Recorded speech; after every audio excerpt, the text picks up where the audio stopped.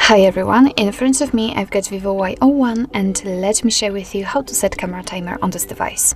So first of all, let's enter the camera app, and all we have to do right here is to simply enter the settings, which are in the right upper corner. So let's tap on this icon, and as you can see, we have to scroll down to the photo section, and at the very top we've got the countdown option. So let's tap, and as you can see, actually we've got 4 different options from which we can choose. Right now the timer is off, obviously this option is marked, but we can set 3, 5 or 10 seconds delay. So let me pick, for example, 5 seconds delay. All you have to do is to simply tap on it, and as you can see, it is notified right here, which means that we just set the timer.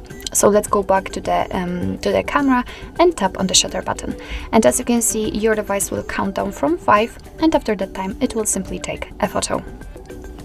So basically it will of course work the same with 2 or 10 seconds delay, just your device will change the time from which it will count down, and of course if you want to, you can simply turn off this option just by tapping on off, and after that your device will simply take photos right after touching the shutter button.